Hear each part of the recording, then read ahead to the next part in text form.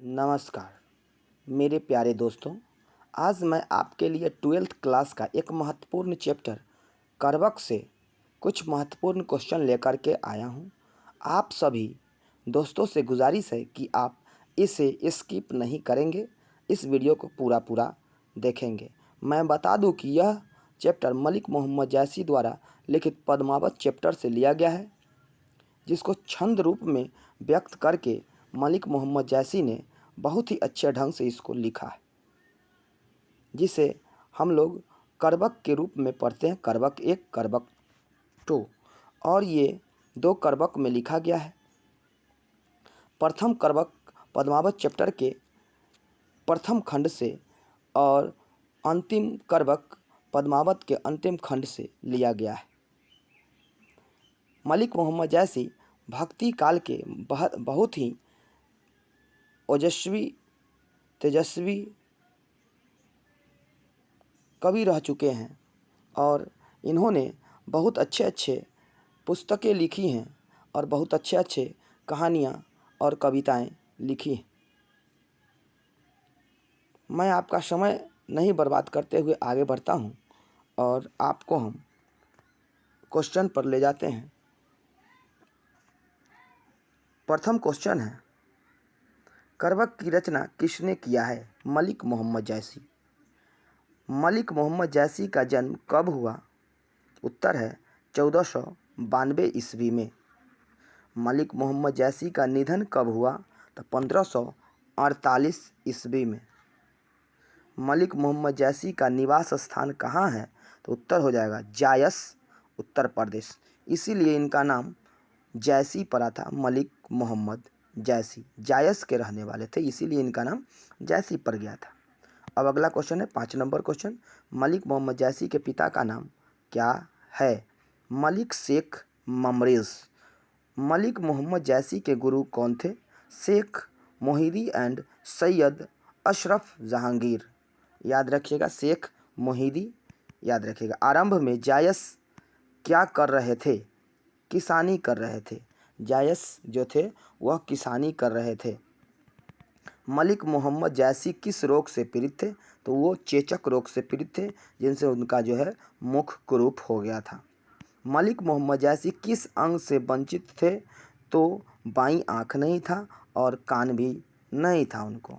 पद्मावत की रचना किसने की? तो मलिक मोहम्मद जैसी ने पद्मावत की रचना की है।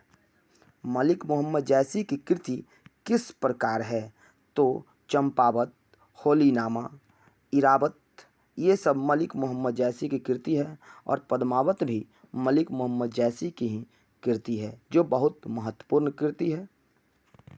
अगला है, पद्मावत किस राजा की प्रेम कथा है? रतन सेन। उनमें राजा रतन सेन की प्रेम कथा लिखी हुई है। रतन सेन कहाँ के राजा थे? चित्तौड़ के राजा थे। पद्मावत में किस राजकुमारी की प्रेम कथा है? तो पद्मावती की प्रेम कथा है। पद्मावत कहाँ की राजकुमारी थी? तो वह सिंहल द्वीप, श्रीलंका की राजकुमारी थी। आते हैं अगला, ये जो सिंहल द्वीप है, गंधर्व सेन उनकी पुत्री थी। सिंहल द्वीप श्रीलंका को कहते हैं। पद्मावत किस सुल्तान की चर्चा की गई है? अलाउद्दीन खिलजी, जिसने चित्तौड़ पर आक्रमण करके राजा रतन सिंह की हत्या करवा दी थी। प्रेम के पीर की कवि किसे कहा जाता है? मलिक मोहम्मद जैसी प्रेम के पीर के कवि के नाम से जाने जाते हैं मलिक मोहम्मद जैसी। 18 में है, पाठ में कितनी करवक हैं? इस पाठ जो है मलिक मोहम्मद जैसी द्वारा जो पाठ लिखा गया है उसमें 2 करवक है, प्रथम करवक और द्वितीय करवक। प्रथम करवक जो है पद्मावत के प्रथम खंड से लिया गया है और द्वितीय करवक पद्मावत के अंतिम खंड से लिया गया है। अगला है, इसमें पहला करवक कहाँ से लिया गया है? प्रारंभिक छंद से लिया गया है। और दूसरा करवक कहाँ से लिया गया है? तो अंतिम छंद से लिया गया है। अगला है कि आम्ब ही का अर्थ क्या है? आम में। आम्ब ही का अर्थ है आम में। अगला देखिएगा, पीर का अर्थ क्या है? पीर का अर्थ होता है पीरा। अगला है, कलंक का अर्थ क्या है? कलंक का अर्थ होता है कोयला। अगला है पद्मावत किस भाषा में लिखा गया है? अवधी भाषा में। अगला है कि जैसी किस शाखा के कवि हैं? प्रेम मार्गी शाखा के कवि हैं।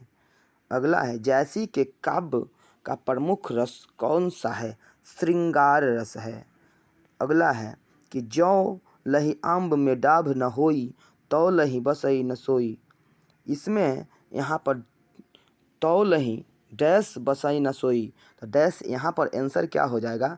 आप अगर कविता पढ़े होंगे तो उसका आंसर भी आप भली भांति दे सकते हैं। यहाँ पर तौ लही सुगंध बसई न सोई, जौ लही आम्भ डाभ न होई, तौ लही सुगंध बसई न सोई। ये जो है जब ले आम में मोजर नहीं आता है तब ले आम के बगीचा में जो है कोई सुगंध नहीं आता है, इसका अर्थ हो जाता है।